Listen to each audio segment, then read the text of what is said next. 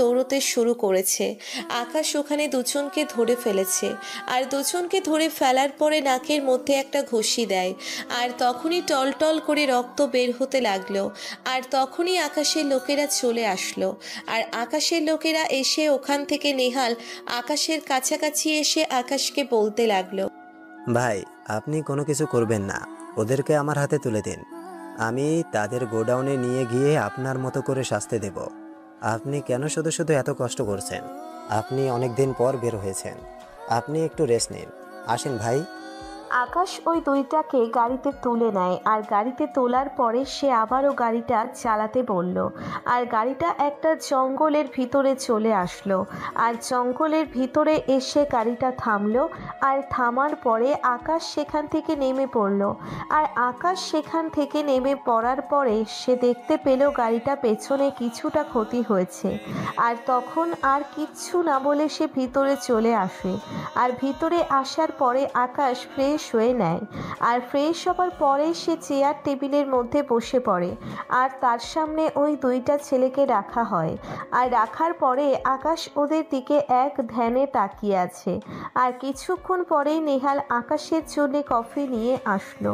আর coffee নিয়ে আসার পরে আকাশ কফিটা খেতে লাগলো।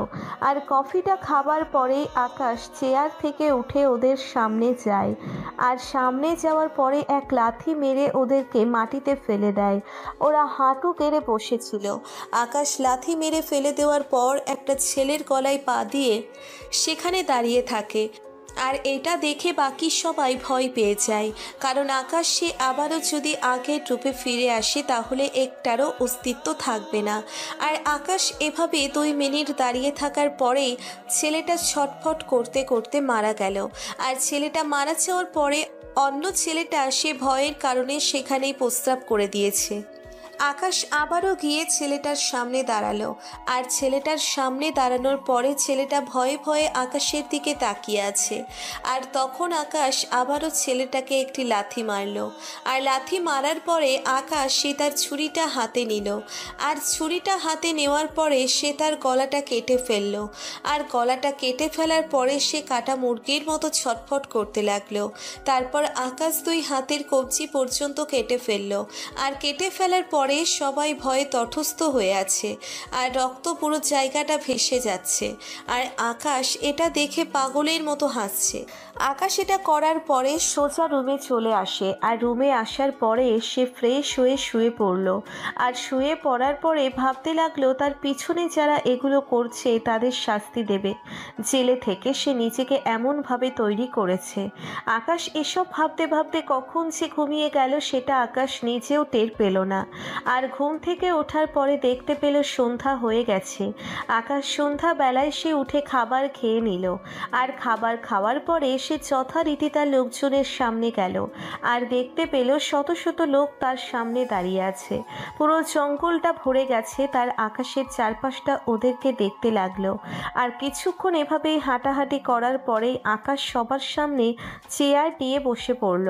আর চেয়ার নিয়ে বসে পড়ার পরে আকাশ বলতে লাগলো, আমার কথাটা তোরা ভালোভাবে শুনে নে। আমি একবার যা বলি সেটা ভালোভাবে মাথায় ঢুকিয়ে নে। আমার সঙ্গে যারা যারা বেইমানি করেছে, আমার পিছনে যারা ছিল, তাদের সবাইকে আমি আমার আদালতে নিয়ে এসে মারব। আর তোদের মধ্যে যদি কেউ আমার খবর অন্য জায়গায় পাচার করিস এবং সেটা যদি আমি জানতে পারি, তাহলে তোদেরকে নিশ্চিহ্ন করে দেব। তোরা ভাবতেও পারবি না আমি কতটা ভয়ঙ্কর। কেউ বেইমানি করবি না, আর তোরা আমার কোনো কিছুই করতে পারবি না। তাই আমার সঙ্গে লাগতে আসিস না। আমি যদি একবার খেপে যাই তাহলে তোদের অবস্থা অনেক খারাপ হয়ে যাবে। তোরা পৃথিবীর যে কোনো জায়গায় থাকিস না কেন, আমি সেটাকে খুঁজে বের করে মারব। তখনই নেহাল একটা মেয়েকে ধরে নিয়ে আসলো। মেয়েটার পিছনে হাত বেঁধে রেখেছে। মেয়েটাকে নিয়ে আসার পরে আকাশের পায়ের কাছে ফেলে দেয়। আর পায়ের কাছে ফেলে দেওয়ার পরেই আকাশ মেয়েটার দিকে তাকিয়ে থাকলো। আর মেয়েটার দিকে তাকিয়ে থাকার পরে মেয়েটাকে সে মুখ খুলে দেয়। আর মুখ খুলে দেওয়ার পরে মেয়েটা তার কাছে মাপ চাইতে লাগলো। আর তখনই নেহাল বলতে লাগলো, ভাই, এই মেয়েটা সেদিন আপনার পেছন থেকে গুলি করেছে, কিন্তু আফসোস মেয়েটা গুলি লাগাতে পারেনি। এই মেয়েটা কার কথায় গুলিটা চালিয়েছিল আমি এখনো জানতে পারলাম না। মেয়েটাকে অনেকবার জিজ্ঞেস করেছি, অনেক কিছুই করেছি, কিন্তু মেয়েটা কোনো কিছুই বলতে চাচ্ছে না। সে কার হয়ে কাজ করে, কোথা থেকে এসেছে, সে কোনো কিছুই বলতে পারছে না। ভাই, আপনি বিষয়টা দেখেন। তারপরেই আকাশ চেয়ার থেকে উঠে পড়ল। আর চেয়ার থেকে উঠে পড়ার পরে সে মেয়েটার চারিদিকে ঘুরতে লাগলো। আর মেয়েটাও কিছুটা ভয় পেয়ে গেল। আর এভাবে চারপাশে ঘুরে ফেরার করার পরে আকাশ আবারও চেয়ারে বসে পড়ল। আর চেয়ারে বসে পড়ার পরে আকাশ একটা সিগারেট জ্বাললো। আর সিগারেট খাচ্ছে আকাশ তখন সিগারেট খেতে খেতে মেয়েটাকে জিজ্ঞেস করলো, আজকে থেকে 5 বছর 2 মাস আগে তোর সঙ্গে আমার মনে হয় কোনো না কোনোভাবে দেখা হয়েছিল। তুই আমাকে শপিং মলের মধ্যে গুলি করেছিলি। এখন বল, তুই কার কথায় গুলি করেছিলি? কে তোকে সে সময় পাঠিয়েছিল? তুই গুলি করার পরেই আমি 2 মাস পরে জেলে যাই। তাহলে এখন সবকিছু খুলে বল, আমি তোকে ভালোই ভালোই জিজ্ঞেস করছি। যদি বলিস তাহলে ভালো, আর যদি না বলিস তাহলে তোর বেঁচে থাকার সিদ্ধান্তটা সেটা আমিই নেব। কোবরা কিং, বিশ্বাস করেন আমি এসবের কোনো কিছুই করতে চাইনি। ওরা আমাকে জোর করে এসব করিয়েছে। আর তাছাড়া আপনি অনেক খারাপ একজন লোক। আপনি আমার বোনকে হত্যা করেছেন আমার চোখের সামনে, কিন্তু আমি আড়াল থেকে সেগুলো নীরবে সহ্য করেছি। আমি কোনো কিচ্ছু বলতে পারিনি। ওরা আমাকে যতটা না শিখিয়ে দিয়েছিল, আমি নিজেই মন থেকে আপনাকে গুলি করতে চেয়েছিলাম, কিন্তু আমি আপনাকে মারতে পারিনি। সেদিন আপনি বেঁচে গিয়েছিলেন। এই কোবরা কিং কখনো কাউকে এমনি এমনি মারে না। তোকে মারার জন্য কোবরা কিং এর কাছে অনেক কারণ আছে, আর এই কারণগুলো প্রমাণ হলেই সে তোকে মেরে ফেলবে। বুঝতে পেরেছিস? এখন তুই বল, তোর বোনের নাম কি? আর তোর বোন আমার সঙ্গে অন্যায় করেছিল বলেই কিন্তু আমি তাকে মেরেছিলাম। সবকিছু খুলে বল। আমার বোনের নাম জান্নাতুল নাইমা। সে ডিবিতে কাজ করত, কিন্তু আপনি তাকে নৃশংসভাবে হত্যা করেছেন। মানুষ এতটা পাষাণ কি করে হতে পারে? আপনার মধ্যে কি একটু মায়া দয়া নেই? আপনি কি মানুষ নাকি জানোয়ার? এই চুপ, আর একটা বাজে কথা বলবি না। এখন যদি বাজে কথা বলিস তাহলে তোকে এখানে মেরেই ফেলবো। আর কিভাবে মারবো এটা নিশ্চয়ই তুই ভালোভাবে জানিস। তোর বোন কি করেছে জানিস? তোর বোন ডিবিতে কাজ করে, সেটা আমার দেখার বিষয় নয়। সে দেশের জন্য কাজ করবে। সে দেশের জন্য কাজ না করে সে ডেভিল কিং এবং লেডি কুইনকে এর সাহায্য করছে। সকল কাজে ওসব লোকগুলোকে ছেড়ে দিয়েছে, আর দেশের মধ্যে ড্রাগস ঢোকার জন্য সাহায্য করেছে। তো এসব আমি কিভাবে নীরবে সহ্য করব বল? মারিয়া আর কোনো কথা বলল না। মারিয়ার চোখের পানি ছড়াচ্ছে, আর এটা দেখে আকাশ অনেক হাসছে। কারণ আকাশ আজ পর্যন্ত যেসব কাজ করেছে এসবের মধ্যে একটাও ভুল হয়নি। সে কারণেই সবাইকে মেরে ফেলেছে, আর এখনও অনেকজনকে মেরে ফেলার বাকি আছে। সবাইকে একটা একটা করে মারবে। সবাই আকাশের ক্ষমতা সম্পর্কে বুঝতে পারে। আকাশ মেয়েটাকে পরপর 2টা গুলি করে দিল, আর মেয়েটা মারা গেল। আর এটা দেখে নেহাল অকৃত্রিম দৃষ্টিতে তাকিয়ে আছে। আকাশ ভালো করে বুঝতে পারছে নেহাল কি বলতে চাচ্ছে। আকাশ আবারও সবাইকে বলতে লাগলো, আমাদের এখন কত টাকার প্রয়োজন? আমরা চাইলে অনেকভাবে টাকা ম্যানেজ করতে পারি, কিন্তু আমরা ওই সব পথে যাব না। শহরের মধ্যে যারা শীর্ষস্থানীয় পদে আছে, শহরের বাইরেও যারা থাকে, সব জায়গায় আমার লোক পাঠিয়ে দেয়। আর যারা সমাজে বৃত্তশালী এবং আড়ালে নির্ভীতে তারা অসৎ কাজ করে থাকে, যাদের সঙ্গে ডেভিল কিং এবং লেডি কুইনের কানেকশন আছে, তাদের বাসায় যা। বাসায় যাওয়ার পরে রেড করার নাম করে সমস্ত টাকা আমার চাই আজকের মধ্যে, এখনই। আকাশের এসব কথা শোনার পরে সবাই তাড়াতাড়ি করে গাড়িতে করে চলে গেল। আর আকাশও গাড়িতে উঠে পড়ল। আর আকাশের সঙ্গে আরও 4 জন গাড়িতে উঠল। আর গাড়িটা সাই সাই করে যাচ্ছে। প্রায় 30 মিনিট গাড়িটা চলার পরে একটা বড় বাড়ির সামনে এসে থামল। সেই বাড়ির সামনে থামার পর আকাশ গাড়ি থেকে নেমে পড়ল। আর গাড়ি থেকে নেমে পড়ার পর আকাশ ভিতরে যেতে লাগলো। এটা হচ্ছে মন্ত্রীর বাসভবন। সমস্ত গার্ড অফিসার তাকে দেখে সালাম দিচ্ছে। আকাশ ভিতরে চলে আসলো। আর ভিতরে এসে দেখলো মন্ত্রী কয়েকজনের সঙ্গে আলোচনা করছে। আর তখনই আকাশ সেখানে বসে পড়ল। আকাশ কোনো অনুমতি নেয়নি, আকাশ এভাবেই চলাফেরা করে। তারপর মন্ত্রীকে বলে মন্ত্রীর লোক দিয়ে কফি বানিয়ে দিল। আর আকাশ একটু খেয়ে মন্ত্রী সাহেবকে বলতে লাগলো, মন্ত্রী সাহেব, আমার কাছে খবর আছে আপনি নাকি ডেভিল কিং এবং লেডি কুইনকে সাহায্য করছেন দেশের মধ্যে ড্রাগস ঢোকানোর জন্য। আপনি কি ভুলে গিয়েছেন সবকিছু? আমি জেলে ছিলাম আর তখন আপনি অনেক কাজ করে ফেলেছেন, তাই না? কিন্তু আমি এটা বুঝতে পারছি না, তুমি কেন শুধু শুধু জেলে থাকতে গেলে এই 5টা বছর? এই 5 বছর জেলে থেকে তোমার কী লাভ হলো সেটা আমাকে বলো। তুমি তো চাইলে সেদিন জেল থেকে বেরিয়ে আসতে পারতে, কারণ তোমার ক্ষমতা সম্পর্কে আমি খুব ভালোভাবে জানি। বিদেশেও তোমার কানেকশন রয়েছে, বিদেশের মাফিয়ারাও তোমার সঙ্গে ডিল করার জন্য বসে থাকে। তুমি কেন জেলে থাকতে গেলে? আমার এই বিষয়টা খুবই জানার প্রয়োজন। আর তোমার কি মনে হয় আমি ওদেরকে কোনো সাহায্য করছি? তুমি কি পাগল হয়ে গেছো? আমি ওদের সাহায্য করব? আমি লেডি কুইন এবং ডেভিল কিংকে খুঁজে বেড়াচ্ছি। সময় মতো সব কিছু আমি বের করে ফেলবো, সেখানে আপনার কোনো কাজ করতে হবে না। আপনার উপর যে দায়িত্বটা আছে না, আপনি সেটাই সঠিকভাবে পালন করুন। এরপর যদি দেখেছি যে আপনি কোনো বেআইনি কাজ করেছেন, তাহলে কিন্তু আপনার অবস্থা কি হবে সেটা বুঝতেই তো পারছেন। সকালবেলা পত্রিকায় নাম উঠে যাবে মন্ত্রী সাহেব নিখোঁজ। আকাশ, আমি তোমাকে একটা কথা বলতে চাই। আমার একটা ইচ্ছা আছে, আমি প্রধানমন্ত্রী হিসাবে শপথ বাক্য পাঠ করতে চাই। তুমি আমাকে প্রধানমন্ত্রী করে দাও। তোমার যা যা প্রয়োজন আমি তোমাকে তাই দিব। এই আকাশ কখনো কারো কাছ থেকে কিছু নেয় না। আমি কি ভিখারি যে আমি আপনার কাছ থেকে কিছু নেব? আমাকে কোনো কিছু দিতে হবে না। আমি আপনাকে এমনিতেই প্রধানমন্ত্রী হিসেবে শপথ বাক্য পাঠ করাতে পারবো। এভাবে আকাশ এবং মন্ত্রী কথা বলতে থাকে। মন্ত্রী অনেকটা ভয়ে ভয়ে আকাশের সঙ্গে কথা বলছে, কারণ কখন আকাশের মাথা নষ্ট হয়ে যায় তখন মন্ত্রী সাহেবকেও সে ছেড়ে কথা বলবে না, তাই সে ভালো হয়ে যাবে। আর এদিকে লেডি কুইন একের পর এক সাংবাদিকদের খবর শুনে পুরো অতিষ্ঠ হয়ে গেছে, কারণ আকাশ প্রকাশ্যে সব কিছু করছে কিন্তু পুলিশ প্রশাসন কোনো কিছুই করছে না, সেও কোনো কিছু করতে পারছে না। আকাশ কোথায় আছে, কিভাবে আছে, সে কোনো কিছুই জানে না। লেডি কুইন তার আস্তানা থেকে বের হলো, আর বের হওয়ার পরেই সে গাড়িটা গাজীপুরের জঙ্গলের দিকেই যাচ্ছে। সেখানে ডেভিল কিং তার জন্য ওয়েট করছে। আর কিছুক্ষণ পরেই সে গাজীপুরের সেই ঘন জঙ্গলে চলে আসলো। আর জঙ্গলে চলে আসার পরে দেখলো ডেভিল কিংয়ের লোকেরা তাকে শুভেচ্ছা জানাচ্ছে। লেডি কুইন ডেভিল কিংয়ের সঙ্গে ভিতরে চলে গেল। আর ভিতরে যাওয়ার পরে লেডি কুইন বসে পড়ল।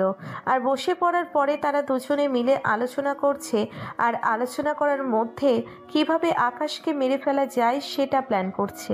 কিন্তু ডেভিল কিংয়ের সাহস হচ্ছে না তার সঙ্গে কাজ করার জন্যে, কারণ আকাশ কেমন সে ভালোভাবেই জানে। আর তখন লেডি কুইন আবারও ডেভিল কিংকে বলতে লাগলো, আপনার কাছ থেকে আমি এইটুকু আশা করতে পারিনি আপনি আমার কতটা করতে পারেন। আমি আপনাকে সাপোর্ট দিচ্ছি, তারপরেও আপনি এখনও আমতা আমতা করছেন। আপনি ইচ্ছে ভালো বাজারে গিয়ে মাছ বিক্রি করেন, তাহলেই ভালো হবে। আপনার সঙ্গে আমার কাজ করাটাই ভালো লাগছে না। এই যে লেডি কুইন, আপনি আকাশের সম্পর্কে কতটুকু জানেন? জানেন আকাশ কে? তার সম্পর্কে আপনি কোনো কিছু না জানিয়ে যে এমনটা করেছেন, সে যদি একটাবার জানতে পারে যে আমরা তার বিরুদ্ধে ষড়যন্ত্র করেছি, তাকে মেরে ফেলে দেওয়ার সিদ্ধান্ত নিয়েছি, সে আমাদেরকে খুঁজে খুঁজে বের করে মারবে। আর ওর সম্পর্কে কোনো আইডিয়া আছে ও কিভাবে মারবে? ওর পেছনের ব্যাকগ্রাউন্ড আপনি জানেন? আমি তার সঙ্গে কাজ করেছি। আমি কাজ করে যতটুকু নিজের চোখে দেখেছি, যতটুকু জানি, সেটাই অনেক বেশি। আর আমি চিন্তা করছি আমার বিষয় নিয়ে। আমি যে তার সঙ্গে বিশ্বাসঘাতকতা করে তাকে জেলের ভিতরে পাঠিয়ে দিয়েছিলাম, এখন সে আমাকে কি করবে এটাই চিন্তা করছি। আমার বৈদেশিক কোনো সাহায্যের প্রয়োজন। আপনি আমাকে কতটুকু সাপোর্ট দিতে পারবেন? আমি তোকে সমস্ত সাপোর্ট দিব। ও আমার অনেক ক্ষতি করে ফেলেছে। আমার সমস্ত জায়গা সে রেড করে সমস্ত কিছু শেষ করে দিয়েছে। আমি পুরো নিঃস্ব হয়ে গেছি। এই আকাশকে না মারা পর্যন্ত আমার শান্তি হবে না। এই আকাশ যেখানেই থাকুক না কেন, আমি তাকে খুঁজে খুঁজে বের করব। আপনি যদি আমার সঙ্গে বেইমানি করেন তাহলে সোজা আপনাকে উপরে পাঠিয়ে দিব। আপনি আমাকে ভালোভাবে চেনেন না। ঠিক আছে, আমি সমস্ত সাহায্য করব, ওর যত জায়গা আছে আমি সব কিছু আপনাকে চিনিয়ে দিব, কিন্তু আমাকে আপনার সবচেয়ে বেশি সাপোর্ট দিতে হবে। আর আমাদের দুজনকে একসঙ্গে কাজ করতে হবে, আরও একজন কিলারকে হায়ার করতে হবে। আমাদের এগুলো দিয়ে কোনো কিছুই হবে না, এগুলো সব মাছি বার্তার জন্য। এমন কোনো বিদ্যা নাই যেটা আকাশ জানে না। কুম্ফু ক্যারাটে, জাপানিজ কমান্ডো, এমন কোনো মেশিন নাই যে সে চালাতে পারে না, সব কিছুই পারে সে। এভাবে নেহা ডেভিনের সঙ্গে আলোচনা করতে লাগলো। ওরা আলোচনা করতে করতে বেশ অনেকটা সময় পার করে দিল। তারপরে নেহা ল্যাপটপে আকাশের ব্যাপারে ইনফরমেশন বের করতে লাগলো, কিন্তু তেমন গুরুত্বপূর্ণ কোনো ইনফরমেশন আকাশের ব্যাপারে নেই। নেহা কী করবে সেটা বুঝতে পারছে না। তারপরে আরও কিছু কথা বলে সে সেখান থেকে চলে গেল। আর সেখান থেকে যাওয়ার পরে সেই কমিশনারের বাসায় আসলো। কমিশনারের বাসায় এসে দেখা করলো। কমিশনার সব কিছু শোনার পরে কমিশনার না করলো, কারণ আকাশকে এখন প্রমাণ ছাড়া অ্যারেস্ট করতে গেলে সমস্ত কিছু তছনছ করে দেবে। এই শহরটা পুরো নরকে পরিণত হবে, কারণ আকাশ সম্পর্কে সবাই খুব ভালোভাবেই জানে। ডিপার্টমেন্ট আকাশের বিরুদ্ধে কথা বলতে অনেক ভয় পায়। তবুও কমিশনার সাহেব বলল কালকে এই বিষয়টা নিয়ে ডিপার্টমেন্ট থেকে কথা বলবে, কারণ একের পর এক খুন করে যাচ্ছে, কিন্তু সেটার কোনো প্রমাণ নেই। কিন্তু খুনগুলো যে আকাশ করছে এটা খুব ভালোভাবেই সবাই জানে। কিন্তু সাধারণ মানুষের চোখে আকাশ একজন অসাধারণ মানুষ, তাই পুলিশের কোনো কিছু করার নেই। কারণ আকাশকে কোনো কিছু করতে গেলে জনগণ তাকে রিপোর্ট দিতে পারে। জনগণ যদি একবার খেপে যায় তাহলে আরও অবস্থা খারাপ হয়ে যাবে। সব কিছু মিলিয়ে সব কিছু এখন এভাবেই চলতে দেওয়া যাবে। আর তারপরে নেহা লেডি কুইন চলে গেল। আর লেডি কুইন চলে আসার পরে লেডি কুইন তার বাসায় এসে কোনোভাবেই কিছু করতে পারছে না দেখে সে মাথায় হাত দিয়ে বসে পড়ল, কারণ তার তো যে করেই হোক প্রতিশোধ নিতে হবে। তখনই হঠাৎ করেই টিভিতে চলা একটা মুভি দেখতে পেল। এখানে একটা রোমান্টিক সিন চলছে, আর এই সিন দেখার পরে নেহার মাথায় একটা গুরুত্বপূর্ণ চিন্তা চলে আসে, যেটা দিয়ে আকাশকে মেরে ফেলা সম্ভব। সে আকাশের ভালোবাসার মানুষ হয়ে উঠবে ছদ্মবেশে। আকাশ যদি একবার তার প্রেমে পড়ে যায় তাহলে আর কোনো কিছু করার নেই, আকাশ এমনিতেই শেষ হয়ে যাবে। এদিকে আকাশ তার গোডাউনে ফিরছে। রাস্তা দিয়ে গাড়িটা অনেক দ্রুত গতিতে চলছে, আর হঠাৎ করেই একটা বোরখা পরা অবস্থায় একটা মেয়ে সেখান দিয়েই রাস্তা পার হচ্ছিল।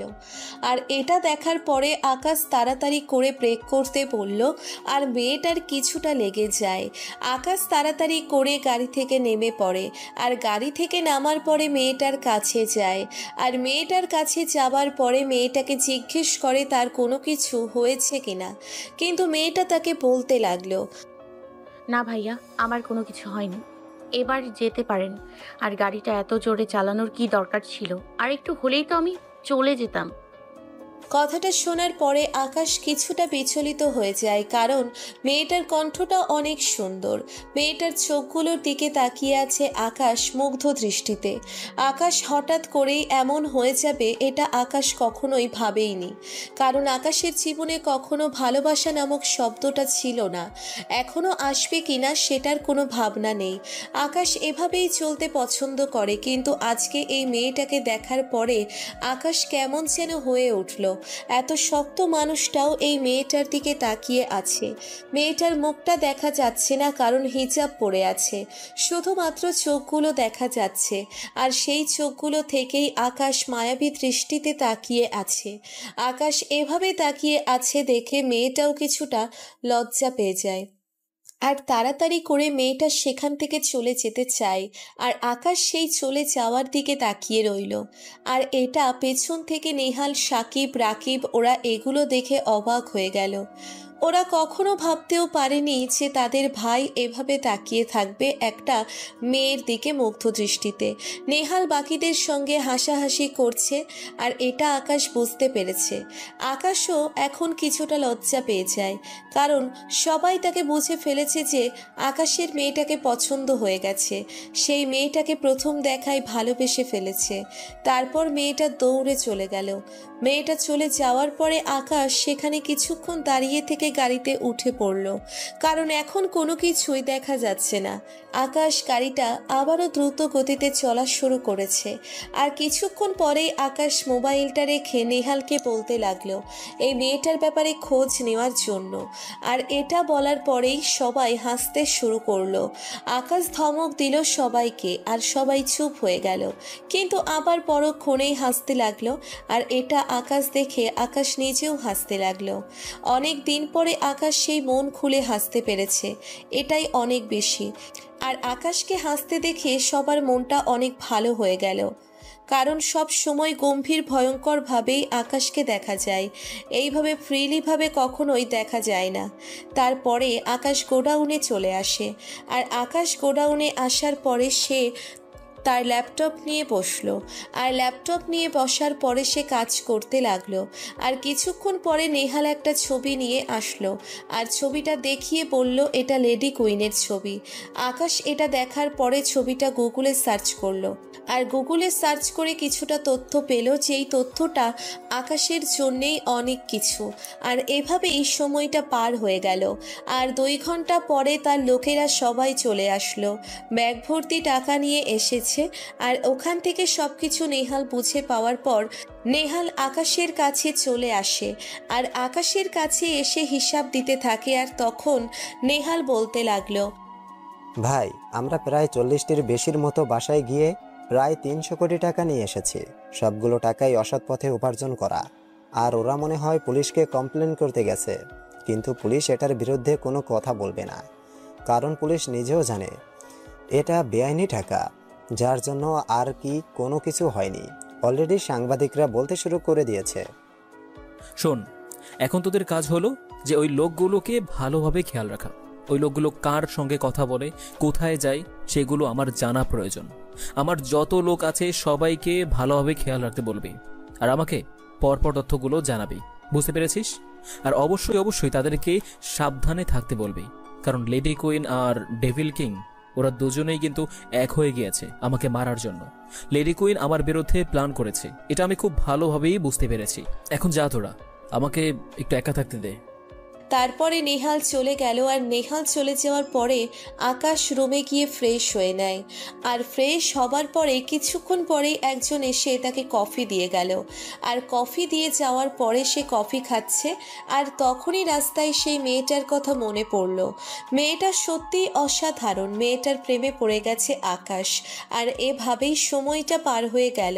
পরের দিন সকালবেলা ঘুম থেকে উঠে দেখে সাংবাদিকদের সেই ব্রেকিং নিউজ।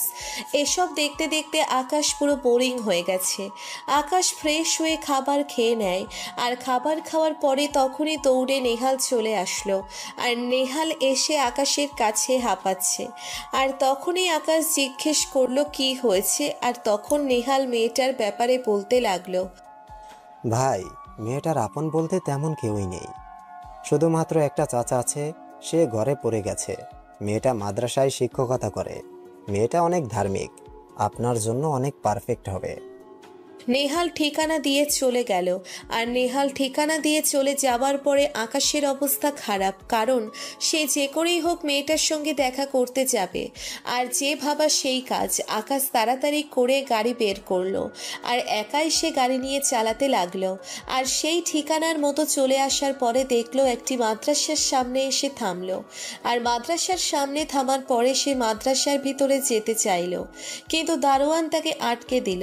কিন্তু আকাশ রাগে দারোয়ানকে একটা থাপ্পড় মারল।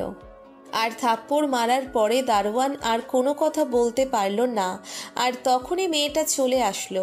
মোহনা এসে রাগী দৃষ্টিতে আকাশের দিকে তাকিয়ে থাকে। আর আকাশ মাথা নিচু করে আছে।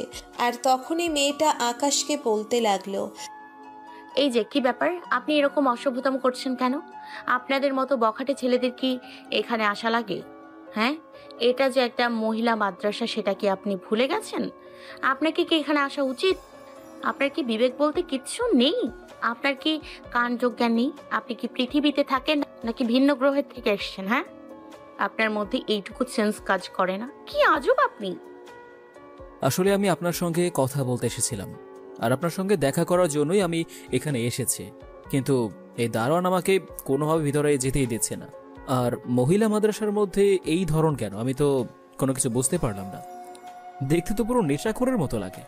হেই, তুই কালকে থেকে এখানে আসবি না, বুঝতে পেরেছিস?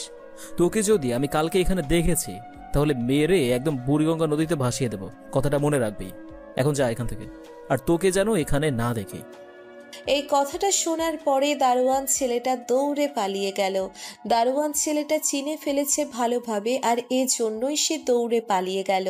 আর তখন মোহনা কোমরে হাত দিয়ে দাঁড়িয়ে রয়েছে। মোহনার ইচ্ছে করছে একটা থাপ্পড় দেওয়ার জন্য, কিন্তু মোহনা তো আর জানে না যে আকাশকে বা কী জন্য সেখানে এসেছে। মোহনা ভিতরে ভিতরে একটু ভয় পাচ্ছে, তার ভয় কাজ করছে। আর তখনই আকাশ সামনে এগিয়ে যেতে লাগলো, আর মোহনার পিছনে যেতে লাগলো। আর তখনই আকাশ একটু কাছাকাছি যেতেই বলতে লাগলো, এত ভয় পাওয়ার কোনো কিছু নেই। আমি আসলে তোমার সাথে কালকে অনেক বেশি অন্যায় করে ফেলেছি, তার জন্য সরি বলতে এসেছি। আর কালকে তোমাকে দেখে আমি অনেক ভালোবেসে ফেলেছি। আপনার মতো ফালতু লোক কি করে বলতে পারে যে আপনি আমাকে ভালোবাসেন? দেখুন, আপনি কি এখান থেকে যাবেন নাকি আমি পুলিশ ডাকবো? আপনি কিন্তু এভাবে মাদ্রাসায় এসে অসভ্যতাম করতে পারেন না। প্লিজ আপনি এখান থেকে যান, আর কখনোই এখানে আসবেন না, বুঝতে পেরেছেন? আপনি এখানে আসলে আমার ছাত্রীরা আর মাদ্রাসায় আসবে না। প্লিজ আপনি অন্তত পক্ষে আমার জন্য হলেও এখান থেকে যান। আমি চাই না যে আমার কোনো ক্ষতি হোক। আমার কাছে আমার আত্মসম্মানটা অনেক বেশি দামি। আপনার কাছে আত্মসম্মান না থাকতে পারে, কিন্তু আমার কাছে আছে। তারপরে আকাশ সেখান থেকে চুপচাপ চলে আসে। আর আকাশ সেখান থেকে চলে আসার পরে সে কিছুটা দূরে এসে গাড়িতেই বসে থাকলো। এভাবে অনেকক্ষণ সময় পার হয়ে গেল।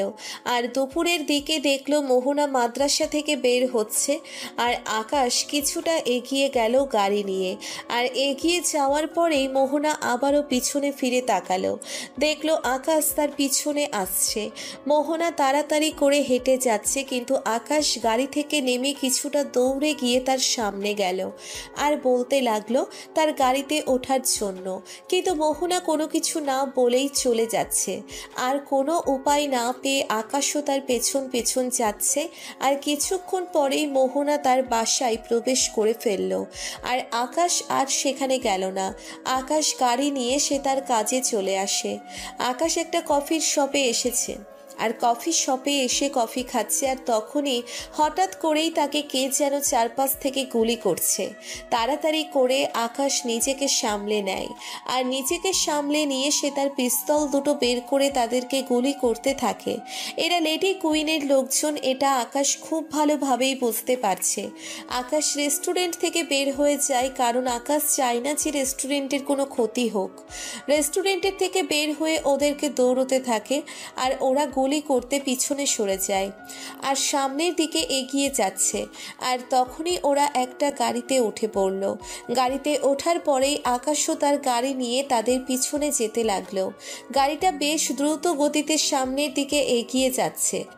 আকাশও তাদের পিছনে পিছনে যেতে লাগলো। আকাশ ওদেরকে ধরার জন্যে গাড়িটা আরও বেশি স্পিডে যেতে লাগলো।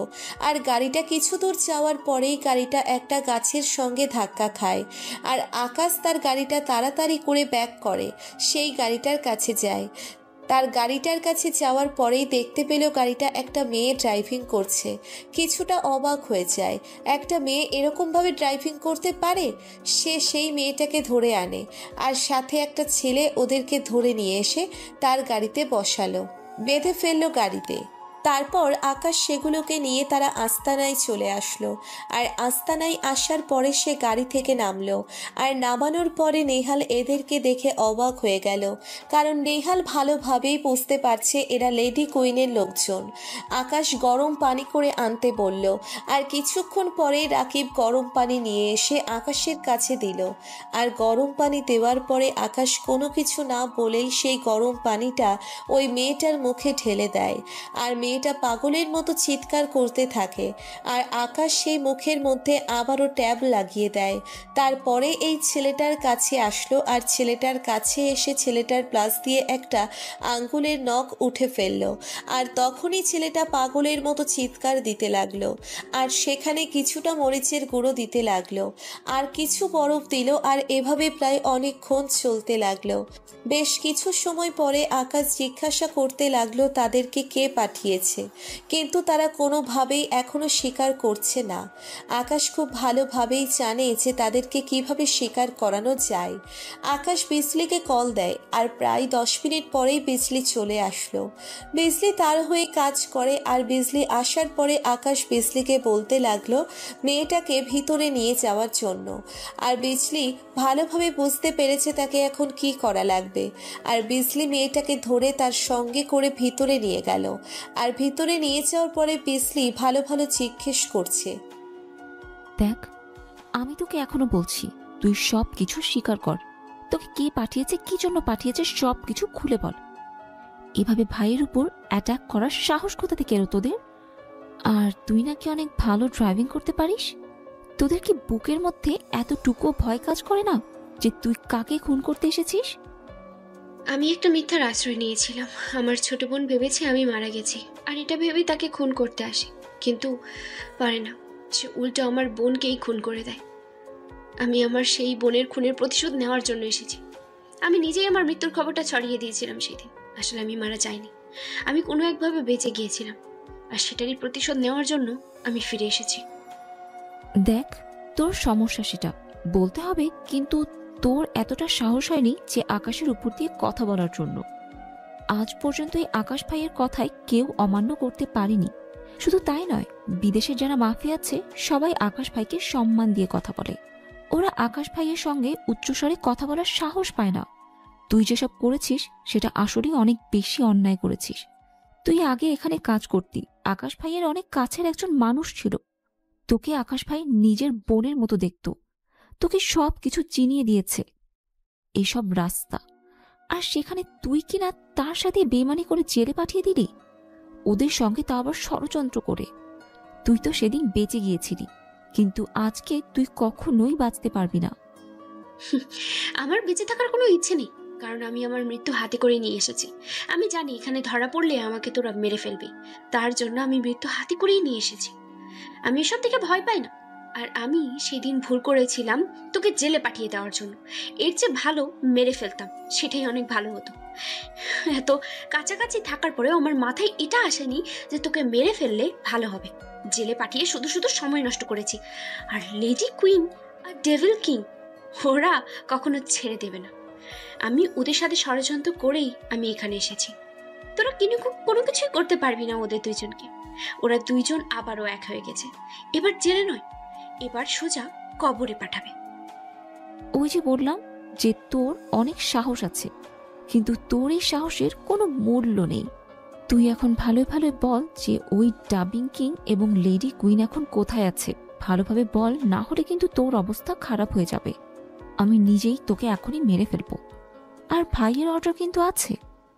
কিন্তু নাইমা কোনোভাবেই কোনো কিছু স্বীকার করছে না। যখনই বিজলি তার হাতের আঙ্গুল কাটতে যাবে তখনই সেখানে আকাশ চলে আসে। আর আকাশ আসার পর আকাশ বলল তাকে এখনো বাঁচিয়ে রাখতে হবে। আকাশ 30 ডিগ্রি দেওয়ার জন্য বলল আর বিজলি সে মতোই কাজ করতে লাগলো। আর আকাশ বাহিরে চলে আসে আর বাহিরে এসে এসে কফি খেতে থাকে আর ছেলেটার দিকে তাকিয়ে আছে আর ছেলেটাকে জিজ্ঞেস করলো, কিন্তু ছেলেটা কোনো কিছু বলল না। তারপরে ছেলেটার গোপনাঙ্গ কেটে দেয় আর গোপনাঙ্গ কেটে দেওয়ার পরে ছেলেটার ওখান দিয়ে রক্ত বের হতে থাকে। তখন ছেলেটা ছটফট করতে করতে মারা যায়। তারপর আকাশ নেহালকে ডাক দিল আর নেহালকে ডাক দেওয়ার পরে বলল লাশটাকে সেই নদীতে ভাসিয়ে দেওয়ার জন্য। নেহাল সেই অনুযায়ী কাজ করতে লাগলো। আর এদিকে বিজলি নাইমাকে ছেড়ে দিল আর নাইমাকে ছেড়ে দেওয়ার পর কিছু তথ্য জানতে পারলো আর সেই তথ্যগুলো আকাশকে বলল। আকাশ এগুলো শোনার পরে আকাশ রেডি হয়ে নিল আর সবাইকে রেডি হতে বলল। সবাই রেডি হয়ে নিল আর রেডি হবার পরে সবাই গাড়িতে উঠে পড়ল আর আকাশ নিজেও গাড়িতে উঠে পড়ল। আকাশের গাড়িটা কিছুটা আলাদাভাবে যাচ্ছে আর সবাই একসঙ্গে যাচ্ছে। আকাশ কোন গাড়িতে আছে এটা কোনোভাবেই বোঝা যাচ্ছে না। আকাশ নিজেই ড্রাইভিং করে যাচ্ছে আর হঠাৎ করেই সামনে দেখতে পেল একটা মেয়ের সামনে রাস্তার পাশে দাঁড়িয়ে আছে। মেয়েটাকে দেখেই আকাশ চিনে ফেলল, এটা আর কেউ নয়, এটা নেহা, লেডি কুইন। সে ছদ্মবেশে এসেছে। আকাশ গাড়িটা সামনে দাঁড় করালো আর দাঁড় করানোর পরে এসে মাস্ক পরে নিল আর মাস্ক পরে নেওয়ার পরে সে সামনে গেল। সামনে যাওয়ার পরে নেহা কিছুটা এগিয়ে এসে আকাশকে জিজ্ঞেস করতে লাগলো, ভাইয়া, আপনি কোনো কিছু মনে না করলে আমাকে যদি একটু সামনে এগিয়ে দিতেন তাহলে আমার জন্য অনেক ভালো হয়। আমি ওই দিকটায় যাব তো, প্লিজ আপনি না করবেন না, আমার খুবই যাওয়ার প্রয়োজন। তারপর আকাশ আর কোনো কথা বলল না। আকাশ বলল ওঠার জন্য আর নেহা গাড়িতে উঠে পড়ল। আর গাড়িতে ওঠার পরেই সে কিছুটা অসুস্থ ফিল করছে। তার কিছুটা ভয় হচ্ছে, বারবার কিছুটা আনন্দ হচ্ছে, কারণ সে তার নিজের হাতে আকাশকে মারতে পারবে। আকাশ সে তার নিজের মতো করে ড্রাইভিং করে যাচ্ছে। আকাশ খুব ভালো করে বুঝতে পারছে সামনে তার জন্য কি অপেক্ষা করছে। আকাশ ড্রাইভিং করতে লাগলো আর এভাবেই বেশ অনেকটা সময় পার হয়ে গেল। আর ওদিকে পুলিশ প্রশাসন সকলেই নিস্তব্ধ হয়ে বসে আছে। তাদের কোনো কিছু করার নেই, কারণ আকাশকে থামানোর মতো কেউ নেই। আকাশ যখন যেটা চাইবে তখন সেটা হতেই হবে, না হলে সব কিছু শেষ করে দেবে। ওদিকে প্রায় 40 জনের মতো বাসা থেকে যে টাকাগুলো রেড করে আনা হয়েছিল সেগুলোর ব্যাপারে তদন্ত চলছে, কিন্তু তদন্ত চললেও তেমন একটা গুরুত্ব দেওয়া হচ্ছে না, কারণ সবাই জানে যে এটা আকাশ নিয়েছে। কিন্তু আকাশ এটা কেন নিয়েছে সেটা কেউই বলতে পারল না। আর কেই বা বলবে বা কী করে, কারণ আকাশ কখন কি করে এটা কেউই জানে না। আকাশ তার নিজের মতো করে চলে। আকাশ সেই গাড়ি চালিয়ে যাচ্ছে আর এদিকে নেহা মোবাইলে কাউকে যেন মেসেজ পাঠিয়ে দিল। আকাশ কিছু দূর সামনে আসার পরে দেখতে পেল অনেকগুলো ছেলে সামনে দাঁড়িয়ে আছে, সবার হাতে মেশিন গান রয়েছে। আর তখনই পেছন থেকে নেহা আকাশের উপর পিস্তল তাক করলো আর পিস্তল তাক করে আকাশকে সে বলতে লাগলো, কি রে, তুই কি মনে করেছিস তুই একাই সব কিছু করতে পারিস আর আমরা কি বসে বসে আঙুল চুষব? তোকে আমি এই দিনটা এভাবে আনার জন্য কতটা কষ্ট করতে হয়েছে সেটা তুই জানিস? আর তুই কি মনে করেছিস তুই একাই শক্তিশালী একটা ব্যক্তি, তুই যা ইচ্ছা তাই করতে পারবি? পুরো রাজত্ব তোকে দিয়ে দেব। এই আন্ডারওয়ার্ল্ডে আমি রাজত্ব করতে চাই, তোর কোনো অস্তিত্ব আমি রাখবো না। আমি তো শুধুমাত্র তোর বাবা মাকে মেরেছি, তোর পরিবারকে শেষ করেছি, কিন্তু সেদিন তুই বেঁচে গিয়েছিলি, তারপরেও জেলে পাঠিয়েছি। ভেবেছিলাম ওখানে তোর যাবজ্জীবন কারাদণ্ড হয়ে যাবে, কিন্তু সেটাও হলো না। এত কিছু করার পরেও যেহেতু কোনো কিছু হয়নি, তাহলে এখন তোকে কি করে ছেড়ে দেই? এখন তোকে মরতে হবে। এখন বল, টাকাগুলো কোথায় রেখেছিস? যেগুলো রেড করার নাম করে নিয়েছিস সবগুলো কিন্তু আমার টাকা। আমার টাকাগুলো আমাকে ফেরত দিয়ে দে।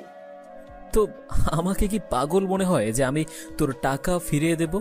হ্যাঁ, এগুলো তোর টাকা নয়, এগুলো জনগণের টাকা। আমি জনগণের টাকা জনগণকে ফিরিয়ে দেব। আর তুই এতটা নিকৃষ্ট একটা মানুষ যেটা আর বলা লাগে না। তোর হাতে যদি আন্ডারওয়ার্ল্ডের পুরো দায়িত্বটা পড়ে যায়, তাহলে তুই পুরো আন্ডারওয়ার্ল্ডে মানুষের কোনো অস্তিত্ব থাকবে না, সবগুলো অমানুষ হয়ে যাবে। দেশের অবস্থা কি হবে সেটা তো একমাত্র আমিই জানি। তুই আমার জায়গায় কখনোই নিতে পারবি না, এতে তুই যা ইচ্ছা করতে পারিস। আমি তোকে এখনো ভালোভাবে বলছি, তুই টাকাগুলো ফিরিয়ে দে। অনেকগুলো টাকা, এখানে 1 থেকে 2 টাকার খেলা নয়, এখানে কোটি কোটি টাকার খেলা। তুই আমার টাকা আমাকে ফিরিয়ে দে, আর না হলে কিন্তু অবস্থা কি হবে এটা তুই এখনো চিন্তা করতে পারছিস না। তুই মানুষকে এতটা নিঃসঙ্গভাবে হত্যা করেছিস, এখন তুই নিজেই এভাবেই মরবি। আমি তোকে এভাবে মারবো, তোর স্টাইলেই মারবো। তোর কি মনে হয় আমি তোকে চিনতে পারিনি? যদি আমি তোকে নাই চিনতে পারতাম তাহলে আমি তোকে আমার গাড়িতে তুলতাম? তোর কি মনে হয় আমাকে সামনে পিছনে সব দিক থেকে ঘিরে ফেললেই তোরা আমাকে মেরে ফেলতে পারবি? এই আকাশ যদি না চায় কখনোই মারতে পারবি না, শুধু একমাত্র আল্লাহ ছাড়া আর কেউ পারবে না। সাহস আছে কি নেই সেটা এখনই বুঝতে পারবি। সোজা গাড়ি চালিয়ে যাবি, কোনো চালাকি করার চেষ্টা করবি না। যদি চালাকি করার চেষ্টা করিস তাহলে তো বুঝতেই পারছিস কি করব। সরাসরি গাড়ি চালা। আকাশ গাড়ি চালাতে লাগলো আর গাড়িটা এমনভাবে চালাতে শুরু করলো যে নেহা কোনোভাবেই পিস্তলটা ভালোভাবে রাখতে পারলো না। নেহা সেই সিটের মধ্যেই ভালোভাবে বসতে পারছে না, এদিক থেকে ওদিক যাচ্ছে আর গাড়িটা চালাতে চালাতে একটা জায়গায় এসে থামলো।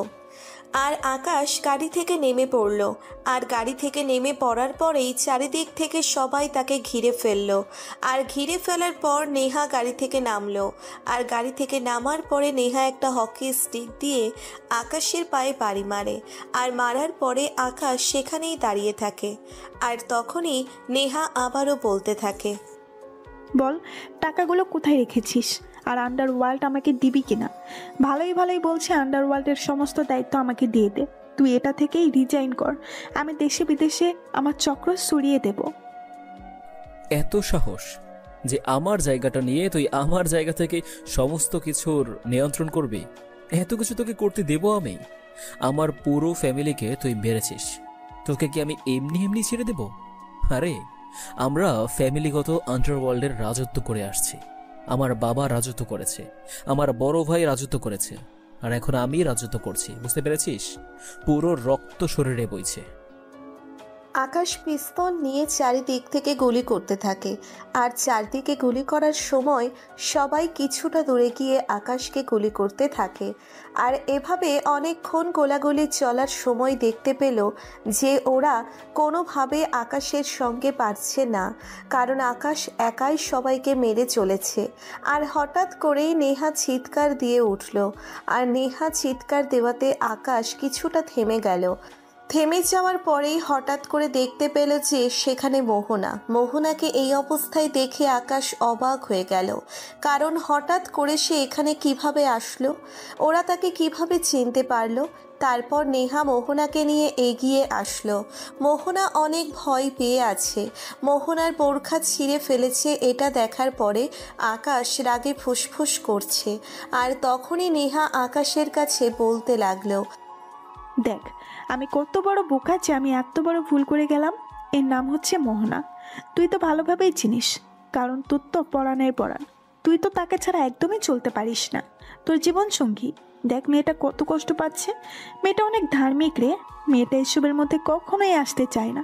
শুধু শুধু কেন মেয়েটাকে কষ্ট দিচ্ছিস? মেয়েটা এসব পছন্দ করে না। তুই এখনো কি এভাবে দাঁড়িয়ে থাকবি নাকি? তোর কাজ যেটা আছে সেটা করবি। মেয়েটা অনেক সহজ সরল, তাই আমি চাচ্ছি না যে মেয়েটাকে মেরে ফেলার জন্য, কারণ এমনিতেও মেয়েটার পরিচয় বলতে তেমন কেউই নেই তুই ছাড়া। দেখ তোর সঙ্গে সব ঝামেলা হচ্ছে আমার, তুই মোহনাকে ছেড়ে দে। আমি তোর সব কথায় রাজি আছি। আমি তোকে সব কিছু লিখে দিচ্ছি, তুই সমস্ত আন্ডারওয়ার্ল্ড নিয়ে নে। তো প্লিজ মোহনাকে ছেড়ে দে, ওর কোনো দোষ নেই, ও একটা নিষ্পাপ। আপনি প্লিজ এরকমটা বলবেন না। ওরা আমার মা বাবাকে মেরে ফেলেছে। আমার বাবা ছিল সরকারি চাকরিজীবী। আমার বাবাকে দিয়ে অপকর্ম করাতে চেয়েছিল, কিন্তু আমার বাবা সেটাতে রাজি হয়নি। আর সেজন্য ওরা আমার বাবা মাকে আমার নিজের চোখের সামনে মেরে ফেলেছে। আমি সেদিন পালিয়ে গিয়েছিলাম, তার জন্য বেঁচে গেছি। আপনি প্লিজ ওদেরকে ছাড়বেন না আমার জন্য, প্লিজ এমনটা করবেন না। আপনি আপনার কাজ করুন, ওদেরকে শেষ করে দিন। ওরা বেঁচে থাকলে এই মানুষগুলো জাহান্নামে পরিণত হয়ে যাবে। ক্ষুদ্রতম স্বার্থের জন্য বৃহৎ স্বার্থ ত্যাগ করবেন না। আমি হচ্ছি আপনার ক্ষুদ্রতম স্বার্থ, আর এই দেশ, এই দেশের মানুষ সবকিছু কিন্তু বৃহত্তম স্বার্থ। প্লিজ। আমি তোমাকে সত্যি মন থেকে ভালোবাসি। তোমার জন্য আমি সব কিছু করতে পারি। আমি শুধুমাত্র তোমার জন্য আমি সব কিছু ছেড়ে দিয়েছি। নেহা, তোর যা কিছু প্রয়োজন তুই সব কিছু নিয়ে যা, তবু প্লিজ ওর কোনো ক্ষতি করিস না। তখনই আকাশ এগিয়ে যায়। আর আকাশ এগিয়ে যাওয়ার পরে মোহনার হাত শক্ত করে ধরল। আর মোহনার হাত শক্ত করে ধরে ফেলার পরে মোহনা এক দৃষ্টিতে তার দিকে তাকিয়ে আছে। একটা মানুষ কতটা ভালোবাসলে এত কিছু ছেড়ে দিয়ে শুধুমাত্র তার হাত ধরতে পারে। মোহনা অবাক হয়ে তাকিয়ে আছে। মোহনা ভাবছে মানুষটা এতটা তাকে ভালোবাসে, ঠিক এমন একটা মানুষ সে এতদিন খুঁজেছিল। অবশেষে বিধাতা তার কপালে মিলিয়ে দিয়েছে। এটা ভেবেই মোহনার অন্যরকম ভালো লাগছে। মোহনাও ভালোবাসতে শুরু করে দিয়েছে। এদিকে সবাই আকাশকে নিয়ে ট্রল করা শুরু করে দিয়েছে। আর আকাশকে নিয়ে হাসাহাসি করা শুরু করে দিয়েছে। কিন্তু আকাশ চুপচাপ আছে। আকাশ চুপচাপ হেঁটে যাচ্ছে। আকাশের প্রশ্ন হলো তারা মোহনার খোঁজ কিভাবে পেল। মোহনার খোঁজ কেউ পাওয়ার কথা নয়। আকাশ মনে মনে একটু চিন্তা করে সেখান থেকে চলে আসে। আকাশ মোহনাকে তার আস্তানায় নিয়ে আসে, আর আস্তানায় নিয়ে এসে একটা চেয়ারে বসে থাকে। মোহনা কিছুক্ষণ পরেই তার সামনে আসে, আর সামনে আসার পরে মোহনা তার নিজের হিজাবটা খুলে ফেলল। আর হিজাব খুলে ফেলার পরে আকাশের সামনে আসলো। আকাশ মোহনার দিকে একদৃষ্টিতে তাকিয়ে আছে।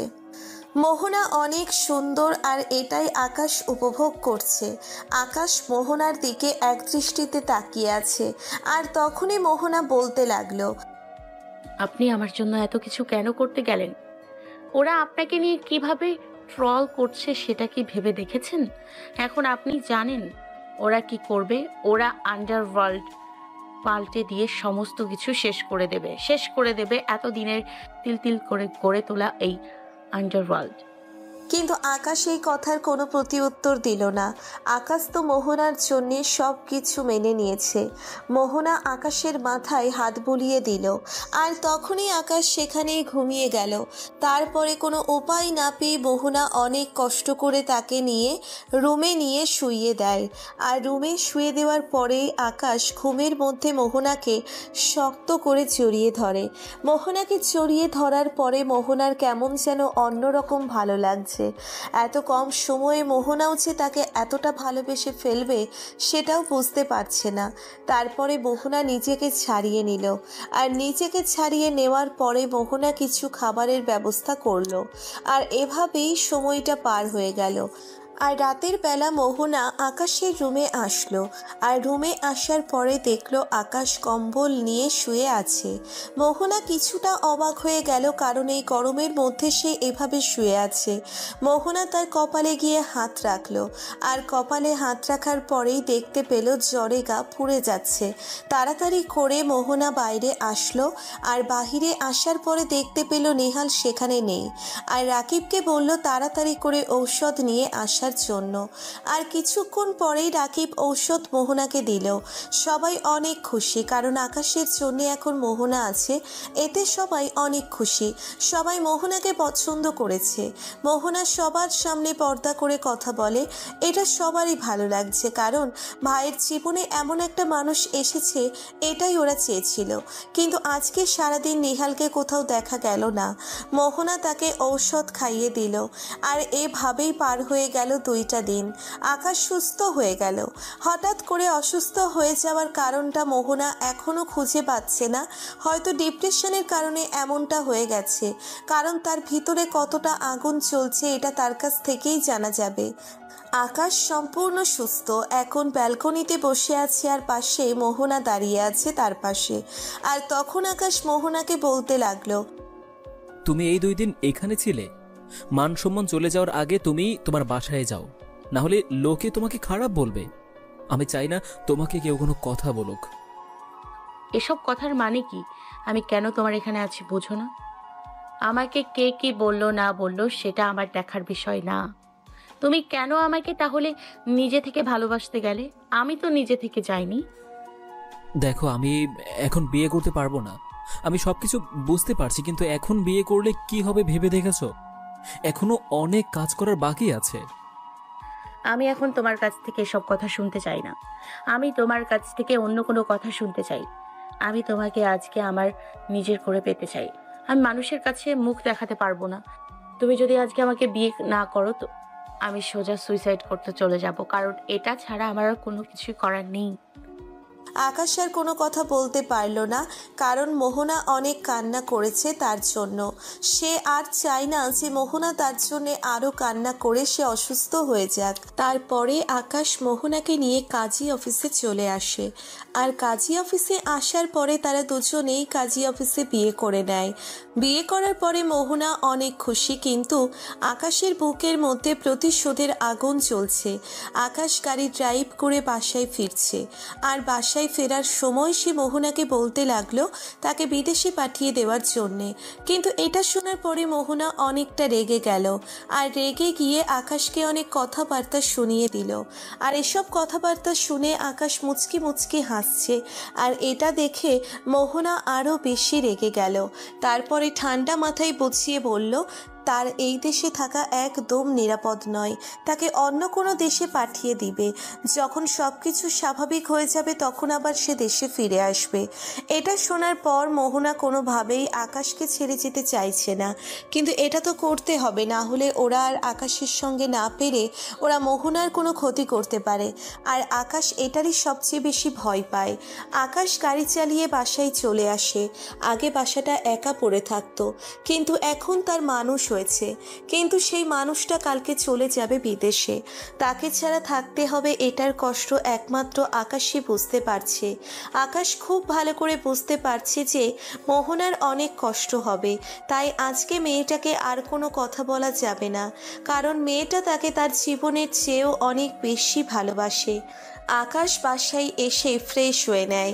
ফ্রেশ হওয়ার পরে সে ল্যাপটপ নিয়ে কাজ করতে বসে, আর কিছুক্ষণ পরেই মোহনা আকাশের জন্য কফি নিয়ে আসলো।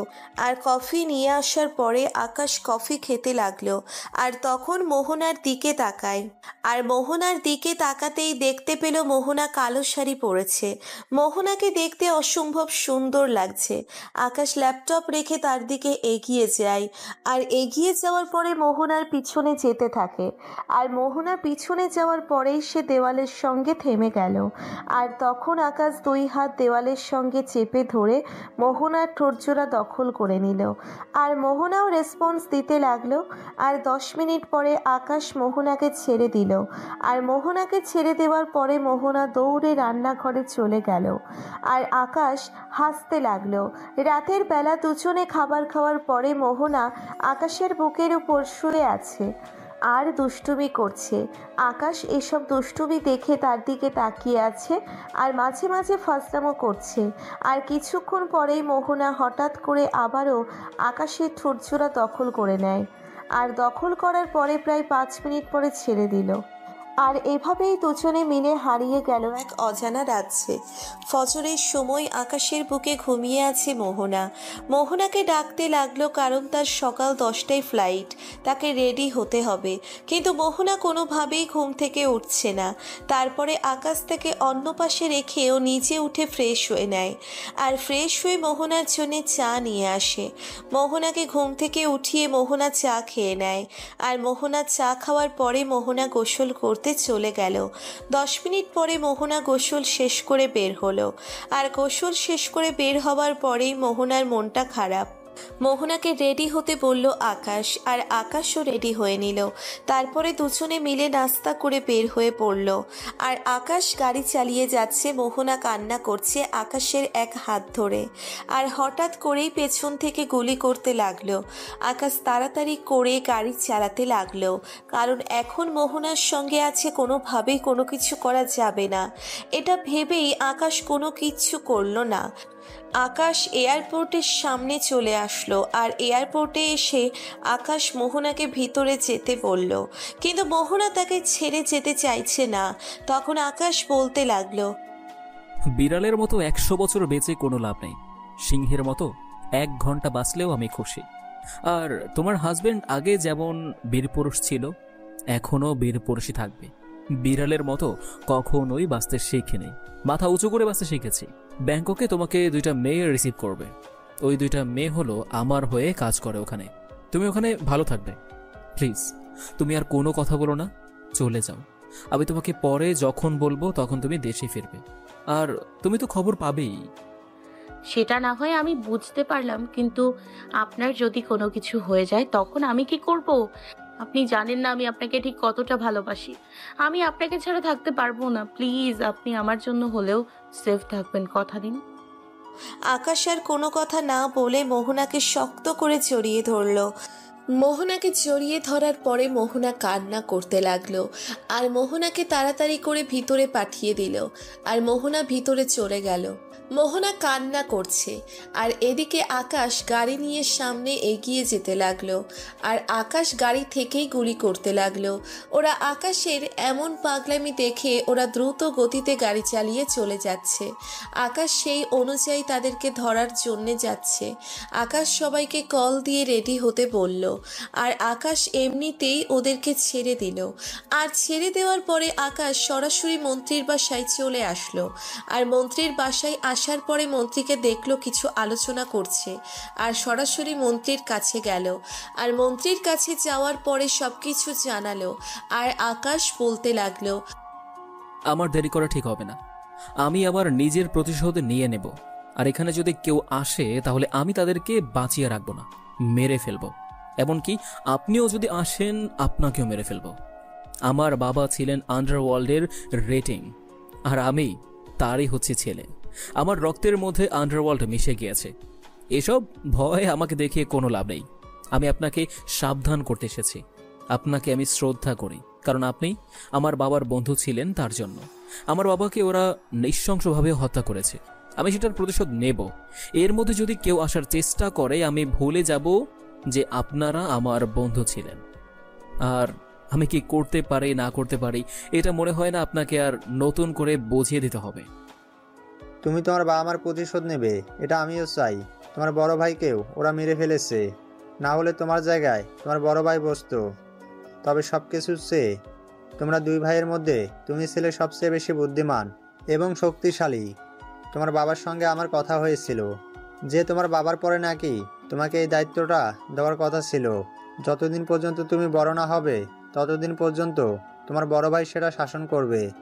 কিন্তু আফসোসের বিষয় কোনোটাই হলো না, ওরা আগেই মারা গেল আর তুমি এই আন্ডারওয়ার্ল্ডের দায়িত্ব নিলে। শোনো, আমি তোমার কাছে একটা কথা বলছি, সেটা হলো তুমি সাধারণ মানুষের কোনো ক্ষতি করবে না। ওদের যেন কোনোভাবেই কোনো ক্ষতি না হয়। আর আমার তোমার উপর অনেক বিশ্বাস আছে যে তুমি এমন কাজ করবে না যে তার জন্য সরকার সাধারণ মানুষের কোনো ক্ষতি হবে। ওরা কতটা খারাপ সেটা আমি খুব ভালোভাবে জানি। ওরা তুমি যদি না থাকতে তাহলে ওরা পুরো দেশটাকে সরকার বানিয়ে দিত। তারপরে আকাশ চলে আসে। আকাশ মন্ত্রী সাহেবকে অনেক সম্মান করে মন থেকে, কারণ মন্ত্রী সাহেব তার বাবার বন্ধু ছিলেন, সেজন্য আকাশ অনেকটা শ্রদ্ধা করে। তারপর আকাশ তার গোডাউনে চলে আসে আর গোডাউনে আসার পরে দেখলো তার হাজার হাজার ছেলে সেখানে গাড়িতে করে আসছে, হেলিকপ্টারে করে আসছে, সকল জায়গা থেকে চলে এসেছে। আকাশ ওদের সঙ্গে কথা বলতে থাকে চারিদিক থেকে অ্যাটাক করার জন্য। আকাশের ফোনে তখনই একটা কল চলে আসলো আর আকাশ কলটা রিসিভ করলো আর ওপাশ থেকে লেডি কুইন তাকে বলতে লাগলো, কিরে, তোর কিছু কাছের লোকজনকে আমি ধরে এনেছি। তুই তো অনেক আইডিয়া করে তোর মানুষটাকে পাঠিয়ে দিয়েছিস, না হলে ওটাকেও ধরিয়ে আনতাম। চলে আয়, তোর সঙ্গে অনেক হিসাব নিকাশ বাকি আছে। আকাশ কলটা কেটে দেয় আর আকাশ কলটা কেটে দেওয়ার পরে সবাইকে নিয়ে সেখানে যেতে থাকে। আর যাওয়ার সময় সকল মানুষ তার দিকেই তাকিয়ে আছে আর আকাশের নামে বাহবা দিতে লাগলো। আকাশ হেলিকপ্টারে করে যাচ্ছে আর কিছুক্ষণ পরে হেলিকপ্টার সেই জায়গায় চলে আসলো আর হেলিকপ্টার থেকে নামলো আর আকাশ সেখান থেকে নামার পরে সবাইকে বুঝিয়ে দিল আশেপাশে থাকার জন্য। ওরা যেন কোনোভাবেই বুঝতে না পারে যে আকাশ সবাইকে নিয়ে এসেছে। আকাশ ভিতরে প্রবেশ করলো আর ভিতরে প্রবেশ করার পরেই দেখতে পাইল লেডি কুইন, ডেভিল কিং এবং আরও কিছু বেঈমানদেরকে, যারা বেঈমানি করে তাকে এতটা ক্ষতি করেছে। তখন নেহা তাকে বলতে লাগলো, তোকে মারার এত চেষ্টা করলাম, এত কিছু করলাম, তারপরেও তোর মৃত্যু হলো না। কিন্তু আজকে আর তোর রক্ষা নেই, আজকে তোকে মেরেই ফেলবো। তুই তো অনেক ক্ষমতাবান, তাই না? তা তোর অ্যাকাউন্ট একটু চেক করে দেখবি? এই নে ল্যাপটপ। আকাশ ল্যাপটপ নিয়ে তার অ্যাকাউন্ট চেক করতে লাগলো, কিন্তু আকাশ অ্যাকাউন্ট চেক করার পরে কোনো কথা বলতে পারছে না, কারণ তার টাকাগুলো কে যেন নিয়ে গেছে। আকাশ এটা দেখে অনেকটা চিন্তায় পড়ে গেল, কিন্তু তার প্রশ্ন হচ্ছে এসব কিছু কে করছে। তার এসব তো কিছু কাছের মানুষ ছাড়া আর কেউ জানে না। আকাশ চুপ করে আছে দেখে ডেভিল কিং আবার বলতে লাগলো, কি অনেকটাই ভয় পেয়ে গেলি মনে হচ্ছে? শোন, শুধু এটাই নয়, তোর যত জায়গা যা আছে সব জায়গায় আমি আমার লোকদের পাঠিয়ে দিয়েছি। আমার লোকেরা তোর লোকদের মেরে ফেলেছে অলরেডি। তোকে আন্ডারওয়ার্ল্ড থেকে পুরো সরিয়ে দিব। আকাশ কোনো কথা বলল না। আকাশ ওদেরকে মারতে লাগলো আর ওরাও আকাশকে মারতে আসলো, কিন্তু হঠাৎ করেই আকাশের মাথার মধ্যে কেউ যেন আঘাত করলো। আকাশ মাটিতে পড়ে যায়, আর মাটিতে পড়ে যাওয়ার পরে আকাশ পিছন ফিরে দেখে সেখানে নেহাল দাঁড়িয়ে আছে, আর হাতের মধ্যে একটা হকি স্টিক। আকাশ এটা দেখে কোনো কথা বলতে পারছে না। আকাশ নীরব দৃষ্টিতে তাকিয়ে আছে, কারণ নেহালকে তার নিজের ভাই মনে করেছিল। আর তখন নেহাল আকাশকে বলতে লাগলো, ভাই, আপনার কি কষ্ট হচ্ছে? ঠিক এমন একটা কষ্ট আমার হয়েছিল। আমি আপনাকে বলেছিলাম যে আমাকে সমস্ত কিছু দায়িত্ব দেওয়ার জন্য, কিন্তু আপনি আমাকে কোনো কিছুই দেননি। আমি কখনো নিজের মতো করে চলতে পারিনি। সব সময় আপনার অর্ডার পালন করেছি, কিন্তু এসব আর কতদিন? আমারও তো রাজত্ব করতে মন চায়, তাই না? আপনার সঙ্গে থাকলে আমি কখনোই রাজত্ব করতে পারতাম না, তার জন্যই তো আমি এমনটা করেছি।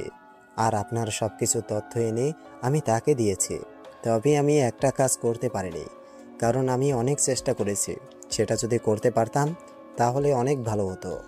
মোহনাকে তাদের হাতে তুলে দিতে পারলে আমার মনটা শান্তি হতো, কারণ মেয়েটাকে ওরা ছিঁড়ে ছিঁড়ে খেত। আমাকে মারার জন্য তোরা সবাই এক হয়ে গেলি, কিন্তু তোকে তো আমি আমার নিজের ভাই মনে করেছিলাম। তুই যেটা চেয়েছিস সেটাই আমি তোকে দিয়েছি। কোন জিনিসটা তোর অপূর্ণতা রেখেছি বল? তুই যদি এটাও চাইতি যে তোর আন্ডারওয়ার্ল্ড লাগবে, আমি তোকে স্বেচ্ছায় দিয়ে দিতাম। কিন্তু এত বড় বেইমানিটা কেন করতে গেলি? তুই জানিস আমি বেইমানদেরকে একদম পছন্দ করি না। তুই কি আমার বাবা মায়ের হত্যার সঙ্গে জড়িত ছিলি? আরে, আপনি তো পুরনো কথা মনে করিয়ে দিয়েছেন। হ্যাঁ, আমি আপনার বাবাকে হত্যা করেছি। একা পেয়ে তার সুযোগ নিয়ে আমি তাকে হত্যা করেছি, তাও আবার বালির চাপা দিয়ে, ঘুমের মধ্যে। আপনাকেও চেয়েছিলাম, কিন্তু ভাই কি করব, সুযোগ পাইনি। কিন্তু আজকেই সেই সুযোগটা ছাড়ছি না। ডেভিল কিং, আপনি আপনার কাজ করুন, আমি সেটা দেখব। আমি কোনো ফুটপাতের মাস্তান নই যে দুইটা কথাবার্তা শোনার পরে আমি ভয় পেয়ে যাব। আমি আগেও যেমনটা কিং ছিলাম, এখনো কিং আছি, আর ভবিষ্যতে কিংই থাকবো। বিড়ালের মতো কখনো বাস চাই না, সিংহের মতো 1 ঘন্টা বাঁচলেই আমার হবে। কিন্তু এই 1 ঘন্টা তোদের জন্য অনেক খারাপ হয়ে যাবে। আকাশ উঠে পড়ল, আর উঠে পড়ার পরে একটা মেশিন গান নিয়ে সবাইকে গুলি করতে থাকে। আর আকাশের এমন গুলি দেখে সবাই বড় ভয় পেয়ে গেল, আর সবাই বুঝতে পেরেছে আকাশ তার আগের রূপে ফিরে এসেছে। আর তখনই চারিদিক থেকে গোলাগুলির শব্দ ভেসে আসলো। আকাশ মাইক্রোফোনে বলে দিল সবাইকে গুলি করার জন্য, আর সবাই এসে অনুযায়ী গুলি করতে লাগলো। আর এভাবেই অনেকগুলো গুলি চলার পরে ওরা অনেকেই মারা যায়। ওদের অনেক মারা যাওয়ার পরে লেডি কুইন এবং ডেভিল কিং ওরা অনেকটা ভয় পেয়ে যায়, আর ভয় পেয়ে ওরা পালাতে থাকে। কিন্তু আকাশ তাদেরকে ধরে ফেলে, আর ধরে ফেলার পরে লেডি কুইনকে মারতে থাকে, আর মারতে মারতে পুরো আধমরা করে ফেলে। আর আধমরা করে ফেলার পরে লেডি কুইনের গলা কেটে দেয়, আর গলা কেটে দেওয়ার পরে লেডি কুইনকে অ্যাসিডের মধ্যে ফেলে দেয়, আর সেখানেই লেডি কুইনের দেহটা টকবক করে পড়ে থাকে আর রক্তে লাল হয়ে যায়। এটা ডেভিল কিং দেখার পরে সে অনেকটা ভয় পেয়ে যায়, আর আকাশ গিয়ে তাকেও মারতে থাকে। ও মার সহ্য করতে না পেরে আকাশের কাছে ডেভিল কিং মাপ চাইতে থাকে, কিন্তু আকাশ এটা দেখে পাগলের মতো হাসছে। আকাশের এমন হাসি দেখে সে আরও বেশি ভয় পেয়ে যায়। আর আকাশ ডেভিল কিংকে চেয়ারের সাথে বসালো, আর বসানোর পর তার হাতের কিছু অংশ কেটে দেয়। তারপর সেখান দিয়ে রক্ত বের হতে থাকে। আকাশ সেখানে লবণ দিয়ে দেয়, আর আকাশ আকাশ তারপর তার ইচ্ছে মতো গুলি করতে থাকে আর তাকেও অ্যাসিডের মধ্যে ফেলে দেয়। আর তারপর নেহালের কাছে যায়। নেহালের কাছে যাওয়ার পর নেহালকে মারতে লাগলো আর নেহাল তার কাছে ক্ষমা চাইতে শুরু করলো। তারপর নেহালকে আকাশ বলতে লাগলো, তোকে এত কষ্ট দিয়ে মারবো না। তোকে এত কষ্ট দিয়ে মারলে আমারও কষ্ট হবে। তোকে আমি আমার নিজের ভাই ভেবেছিলাম, সেখানে কিনা তুই নিজেই আমার পিঠে ছুরি মারলি। তারপর আকাশ নেহালের বুকের পাঁজর বরাবর একটা গুলি করে দেয় আর সেই গোডাউন থেকে বের হয়ে সেখানে ব্লাস্ট করে দেয়। আর দাউ দাউ করে পুরো গোডাউনের মধ্যে আগুন চলছে আর বাকিরা বলছে মৃত লাশগুলোকেও রেহাই দিল না। আকাশ এসব শুনে মুচকি হাসি দেয়। আর এভাবেই পার হয়ে গেল 3 দিন। চারিদিকে শুধু একটাই নিউজ হচ্ছে, আকাশ ওরফে ড্রাগন কিং সে তার নিজের প্রতিশোধ নিতে পেরেছে। তারপর আকাশ সেই টাকাগুলো গরিব মানুষদেরকে দিয়ে দেয় আর বাবার নামে এতিমখানা, মাদ্রাসা, হাসপাতাল এসব করার উদ্যোগ নেয়। আর এদিকে মোহনাকে ফিরে আসতে বলে। আকাশ সকল কাজ ফেলে রেখে রাত 10টার দিকে এয়ারপোর্টে আসছে। প্রায় অনেকক্ষণ হয়ে গেছে সে দাঁড়িয়ে আছে। কিছু সময় পর মোহনা এলো। আসার পর আকাশের দিকে দৌড়ে এসে জড়িয়ে ধরে কান্না করতে থাকে। আকাশ পিছন থেকে হাত বুলিয়ে দেয় মাথায়। মোহনা আকাশের বুকের মধ্যে কিল ঘুষি মারতে থাকে। আকাশ এদিকে মোহনাকে গাড়িতে উঠতে বলল আর মোহনা গাড়িতে উঠলে আকাশ ড্রাইভ করতে থাকে। আর তখনই আবারও মোহনা এসে এক হাত জড়িয়ে ধরল আর বলতে লাগলো,